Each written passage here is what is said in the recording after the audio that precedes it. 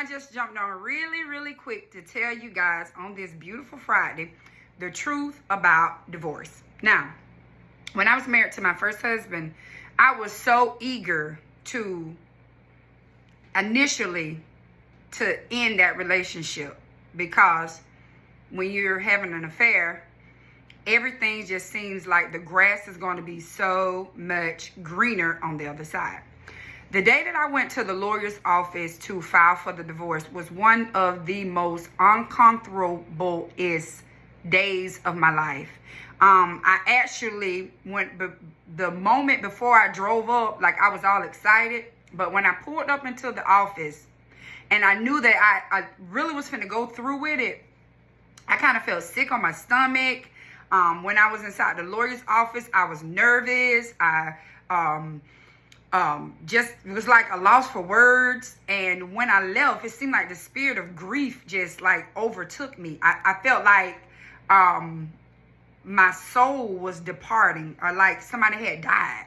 Like it was grievous for me.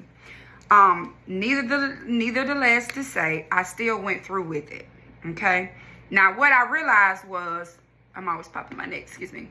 What I realized was a couple, months after the divorce, because I was so wrapped up and tangled up in the affair, I didn't take in account everything that my spouse at the time was doing that was helpful towards me, for me and my family. I went through financial hardship. A southern word to say on the hog. Me and my kids was on the hog, honey.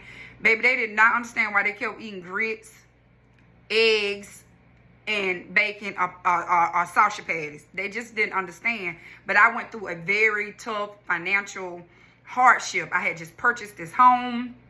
My home went up for foreclosure. But God made a way that I was able to catch all that up. But I kind of felt like, well, darn, I didn't realize how important he was to this family unit. Not only that, my children suffered tremendously.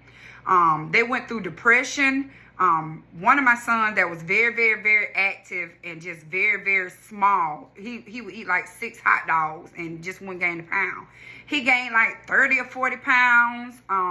It's just that my negative choice just really offset the family dynamics. It just shifted the family dynamics. Now, we all know, or if you don't know, that all things do work together for the good of those that's called according to God's purposes.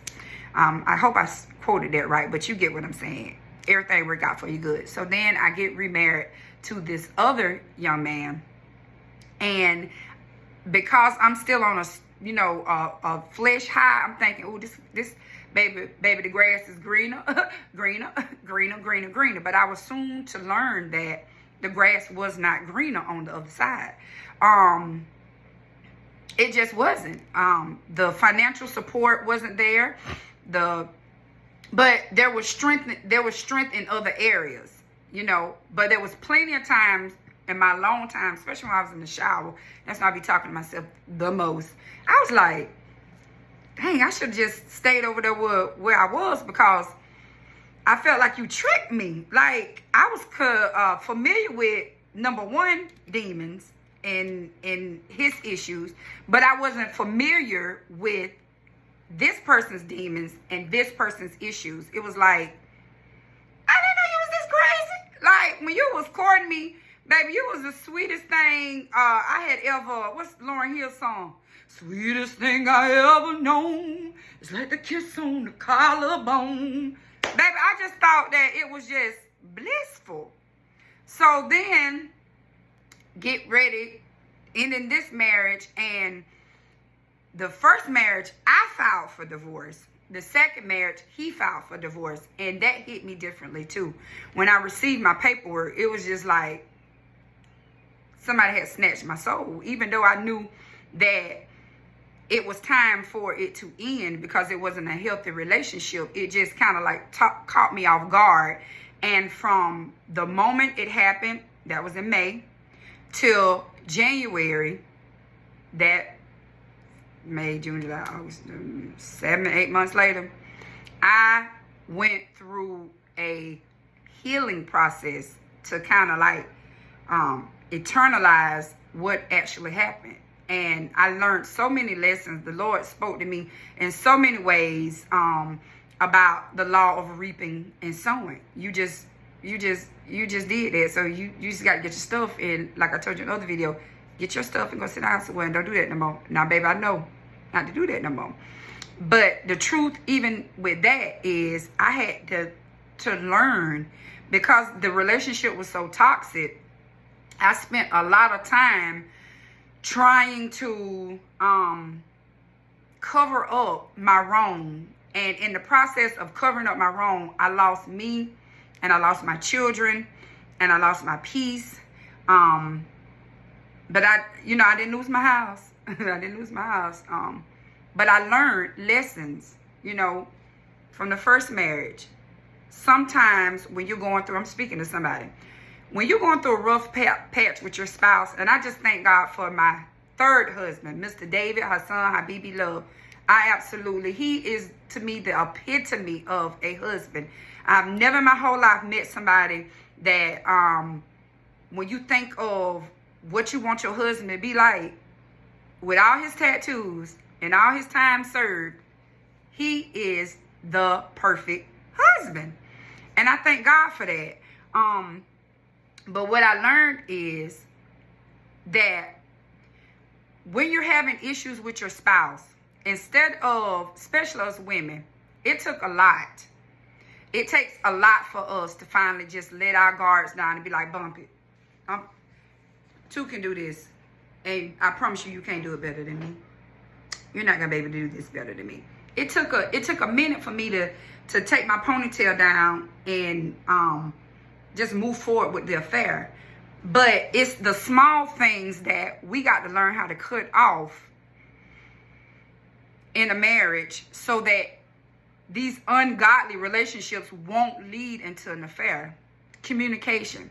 It's not good for a married woman or married man to have outside conversations with unmarried people. And even with married people, you need to keep that short and sweet, because relationships are groomed and they grow through conversation. You can win a whole woman's heart by listening to her and showing her that you support her by listening. We would take our panties off and make you a panty necklace, an edible necklace, because you're listening to us, and listening to us make us feel special. Men need to learn how to shift. Okay, everything ain't perfect, but we working on this. If we got an issue, let's handle this issue. Let's not put other people in this issue. Let's not talk about the issue with other people.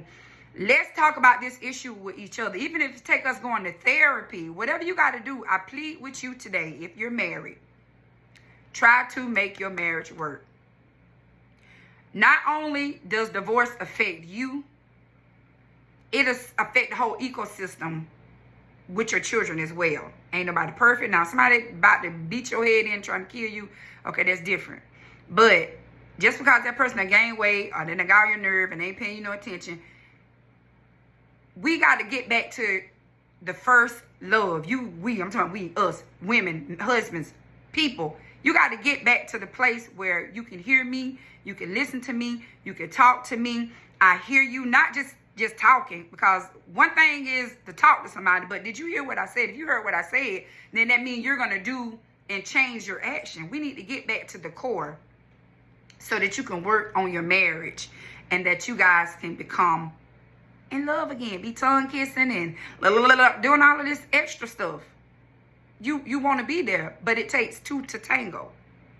Both people got to be willing to because there ain't nothing but the spirit of pride that keep you. I don't want to hear that. You said, you hurt me. You did this. Okay. But the word of God say love covers a multitude of sin. Okay. So if you really love me, your love will cover me. And we'll be able to, not saying that we don't see the blanket with a lot of stuff up underneath it, but we'll be able to walk over it and we'll be able to move on, because marriage matters. Love matters. And I want to see you and your spouse make it into y'all $199. Been through 2 divorces, not 3. I call that down the name of Jesus. 2 divorces. I seen the way it affected me and my children. And I don't wish that on anybody. The trying to find yourself again, the whole putting yourself back together, just dating people. Ooh, girl, that is for the birds. And baby, do not do no online dating, because them people that I met was crazier than bed bugs, except for one. I'm talking about crazy. I met this African dude. Let me end this because my husband's calling. I love y'all and be encouraged.